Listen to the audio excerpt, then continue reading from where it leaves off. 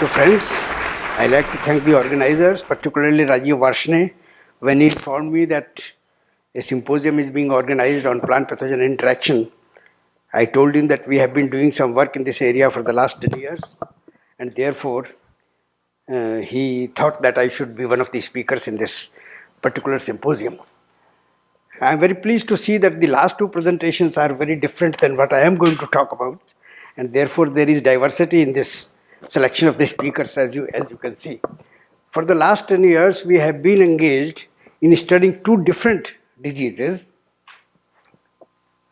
In case of wheat, wheat has been the crop on which we have been working. I have been working for the last almost 50 years now.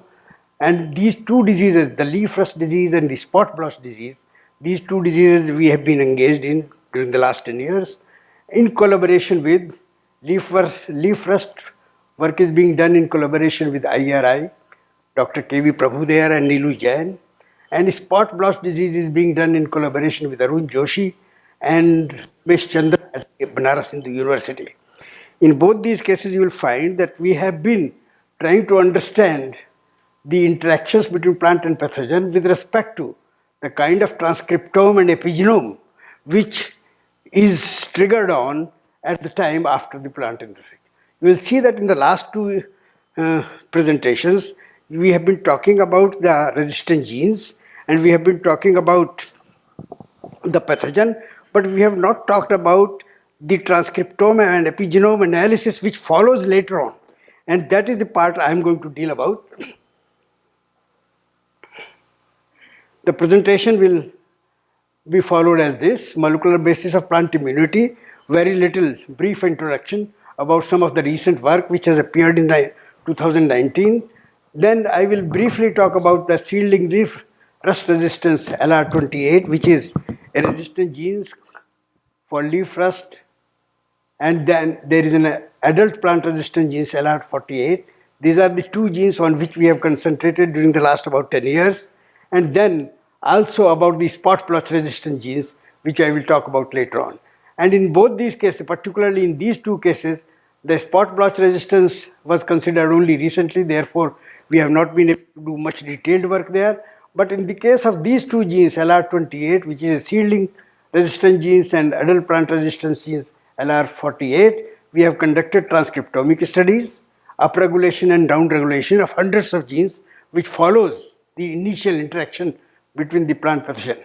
And then during the last 2-3 years, we have been concentrating on epigenetic regulation, which includes DNA methylation, histone modifications, and non-coding RNAs.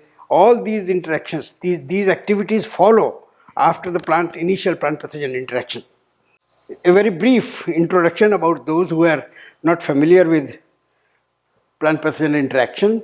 This is the zigzag, very popular model. I am sure many plant biologists, they are familiar with this zigzag model, which was presented in 2006 by Jones and Dangle. And briefly it has been mentioned about Dr. Apparao also. There is initial defense mechanism. There are two layers of defense mechanism. One is the PTI, the other is the ETI. And this pathogen associated molecular patterns are responded by the host in the form of PTI, and in order to overcome PTI, the pathogen then secretes these pathogen effectors, and in order to defend against these pathogen effectors, then the host reacts with the help of effector triggered immunity. And in order to overcome this effector triggered immunity again, additional pathogen effectors are released so that this zigzag model continues. The fight between the pathogen and the host continues. Then the R genes, which are responsible for the resistance and which react against the effector molecules, there are three different important types of these products of the R gene. These are called NLRs products, the proteins, and consist of TNL, CNL, and RNL, depending upon the domains which are present on the N-terminal side of the molecules, which consist of three different domains, NBS, LRR, and this is the domain where you can have either TNL or CNL or RNL. So there is diversity in the gene products secreted by the R genes in order to deal with different types of pathogens. And this is the kind of interaction which is present there.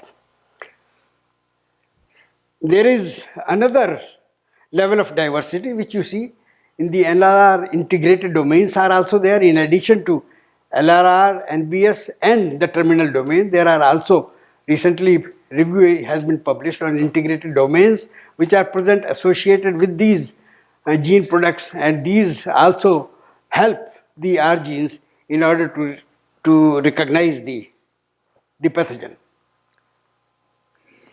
There are two types of models which have been proposed: gene for gene model, where it has been talked about briefly earlier, where the R gene will be able to provide resistance only when the pathogen has a corresponding avirulent genes. If the avirulent gene is not there, then the R gene will not be able to provide resistance.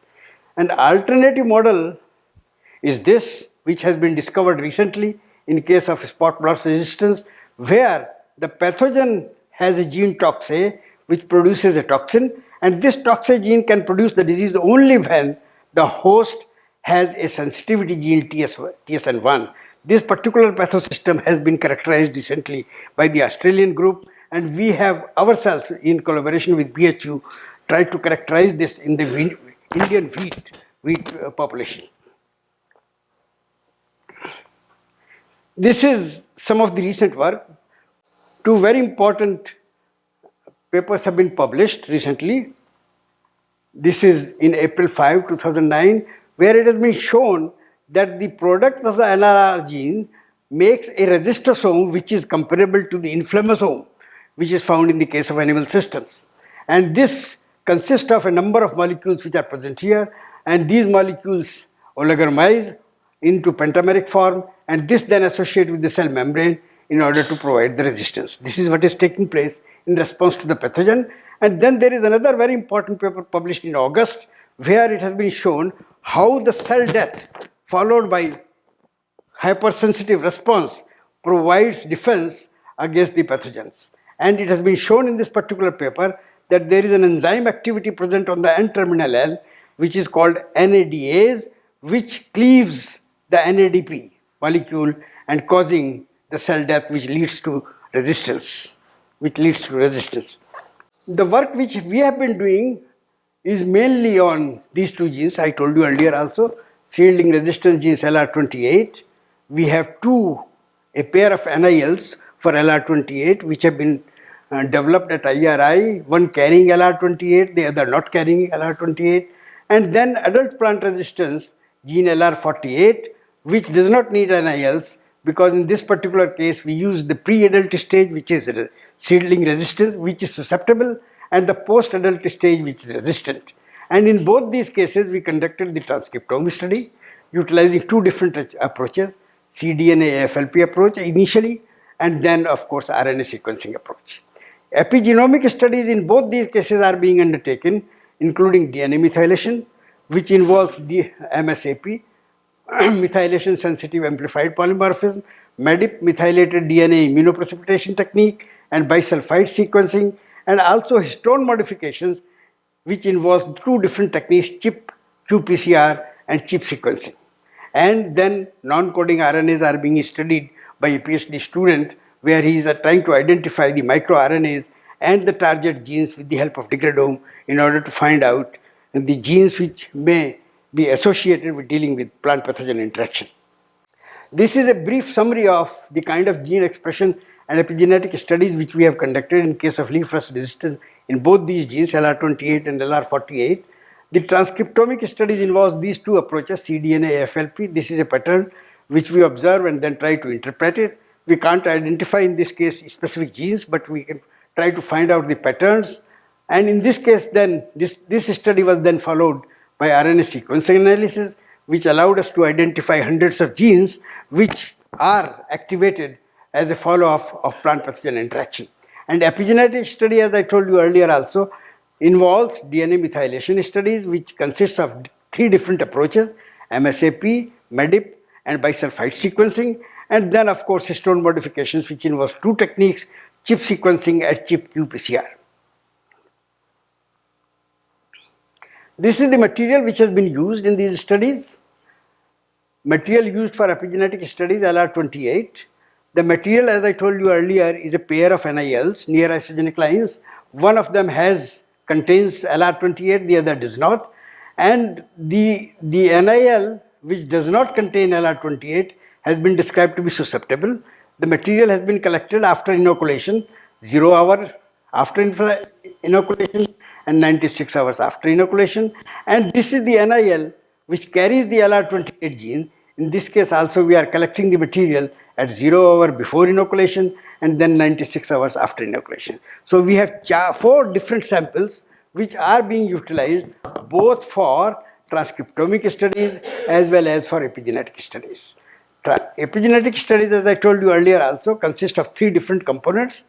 We identify small RNA sequencing, microRNAs, degradome sequencing for identification of target genes which are attacked by microRNA, then also histone modification with the help of ChIP-qPCR and ChIP sequencing, and then of course DNA methylation with the help of these 3 different approaches which I mentioned earlier.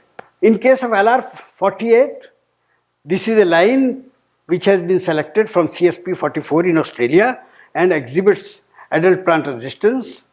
And we collected the material in this case at the pre-adult stage, 2 different stages, 48 hours after inoculation and 96 hours after inoculation. And the post-adult stage also similarly, we collected the material at 48 hours after inoculation and 96 hours after inoculation. You can see that at the pre-adult stage you find the disease, at the post-adult stage you do not find the disease because of the presence of LR48. These are the results of transcriptomic studies in both the cases. You can see that the results differ in these cases. This pink shows downregulation of the number of genes which are downregulated, and blue one shows upregulation, number of genes which are upregulated in this case. You can see that in case of LR28, majority of genes both in susceptible and resistant lines, they are downregulated. Large number of genes are downregulated, silenced because of the pathogen attack. But in the case of LR48, you can see that large number of genes are upregulated in susceptible and at the pre-adult stage, but large number of genes are downregulated in the case of post-adult stage.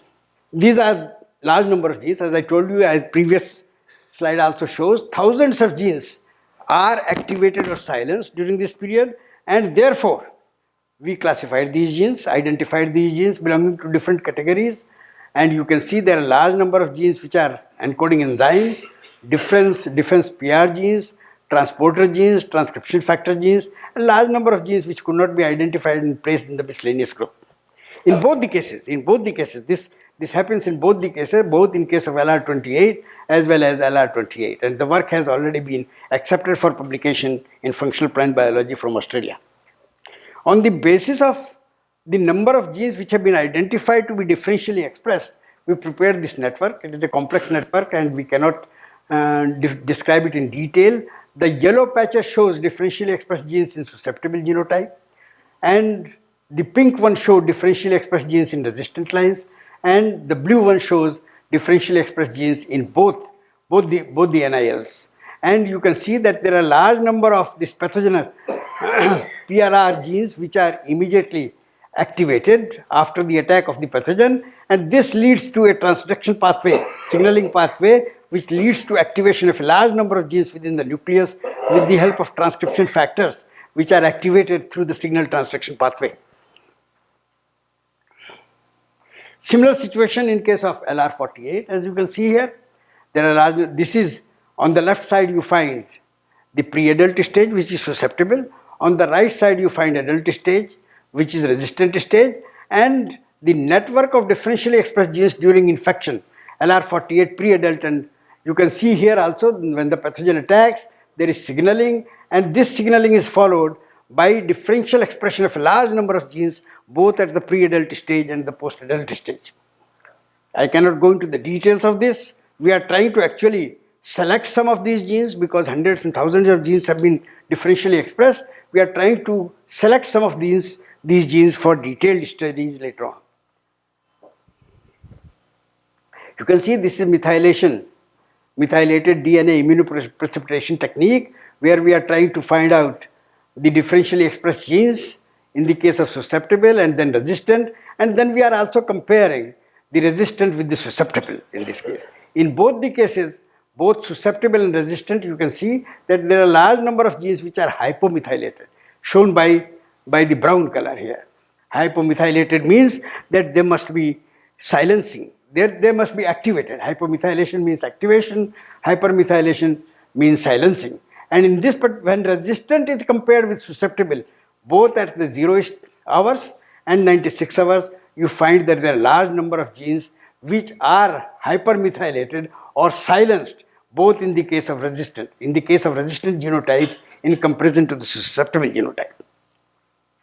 We also try to assign these differentially methylated regions which we identified to the different regions of the genome: introns, exons, promoters, and terminal transcriptome site, and intergenic regions. You can see that majority of these differentially methylated regions lie in the intergenic regions, and both genes, in case of susceptible and in case of resistant, there are a large number of genes which are differentially methylated and therefore are either activated or are silenced.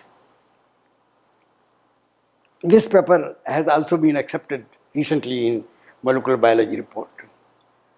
Then briefly I'd like to talk about chromatin immunoprecipitation technique, which has been used in two different techniques, qPCR and sequencing. We initially used qPCR because of lack of funds, but later on, with the availability of more funds from ICR, we followed the chip sequencing technique, and both of them, these studies have been completed now and submitted for publication.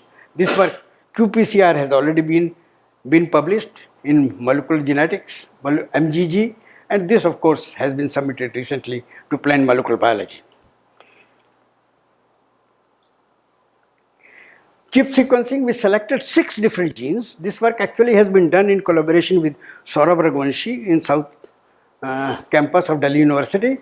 And these 6 genes were selected, and there is a lady who worked on this particular work. She is working in Korea for her PhD now. She conducted the chip qPCR and 6 genes, and we found that only 2 of these important genes, 6 genes which we have been identified, are influenced because of histone modification. There are 2 histone markers which have been used in this case: acetylation marker, H3K4 acetylation, and H3K9 acetylation, and these 2 markers have been found to be differential binding with only 2 genes. In the other 4 genes, we did not find that they have any differential acetylation. Chip sequencing, differential binding sites for the chip sequencing, there are 2 different markers used in this case also: H3K4ME3, which is responsible for activation of genes, and H3K27ME3, which is responsible for repressor genes. You can see that in this particular case, activation, large number of genes which are showing differential binding of this H3K4ME3 shows high affinity, which means that large number of genes are activated in this particular case. And in this particular case, repressor, you can see that large number of genes are actually, in this case, are showing low affinity, which means that the repressor is not really working very high in this case. Then distribution of differential binding sites in the genomic region, different genomic regions. Again, you can see that in this particular case of H3K27ME3 repression, there are large number of genes which are present in the intergenic region. The yellow mark shows the intergenic region, and therefore there are large number of genes in this particular case which are present in the intergenic region, but this is not so in case of H3K4ME3. Bisulfite sequencing has been undertaken. This work is being carried out. Bioinformatic analysis is under process, and therefore this work will be sent for publication within the next few months. In this particular, DNA samples were taken from the 2 NILs for LR28. Differentially methylated regions were identified, and the data was subjected to bioinformatic analysis, and we are trying to find out in this particular case methylation on a particular single nucleotide basis, and trying to also find out the context of the methylated cytosine, which may be differentially methylated in different regions of the genome. Identification of leaf-rust responsive microRNAs. This is another part which is being carried out by one of the PhD students. He has identified a large number of microRNAs which have been identified. You can see there are a large number of conserved microRNAs, both in susceptible and resistant lines, and there are also novel RNAs, large number of novel RNAs, microRNAs, and in the pathogen also, we find that in the pathogen also there are novel microRNAs which are differentially expressed as a result of leaf rust infection. Then identification of microRNAs, both in susceptible and resistant. You can see that there are differentially expressed microRNAs. There are a large number of microRNAs which are upregulated, and there are also microRNAs which are downregulated in both susceptible and resistant lines. Then 2 microRNAs have been selected for more detailed studies through qPCR, and you can see that in this particular case there are a large number of these fold change in the expression, and when the microRNAs have high expression, you can see that the target gene is repressed as expected. MicroRNA will repress the gene, and therefore as expected we find that when this particular RNA is highly expressed, then the target gene is repressed. Similarly, the situation in this case also, when this particular microRNA is downregulated, then the target gene is highly expressed. Then spot blotch work, which has been done in collaboration with Banaras Hindu University with Arun Joshi and Ramesh Chand, who is the director of research now. And this student conducted a study utilizing 220 target wheat genotypes and found that TSN gene, which is the sensitivity gene which will allow susceptibility, there are 81 genotypes, 36.8% genotypes which carry this particular gene and therefore will allow susceptibility. Similarly, he also took 110 isolates of spot blotch and tried to find out the presence of toxin gene, which is the toxin gene. In 70% of the isolates, the toxin gene is present, which will cause susceptibility only in the presence of TSN1. And then he took 20 wheat cultivars, including 11 with TSN1 and 9 without TSN1, and found that whenever the toxin A gene is present, normally disease will be caused only if the sensitivity gene is present in the host. So this work has already been published in Plant Disease last month. So brief summary, R gene codes for NLR proteins, everybody knows about it, and there are gene for gene model, but there is also an inverse gene for gene model which has been discovered in case of spot blotch disease, and oligomerizes the NLR gene product oligomerizes into a registosome as we shown, and TIR domain confers NDA's activity which is causing cell death. This is some of the recent summary of the recent work, and then of course transcriptome studies have been conducted in both the cases, have already been published, and epigenome studies have been conducted in case of particularly LR28. The studies of epigenome in case of LR48 is still in progress. Thank you very much for your patient hearing.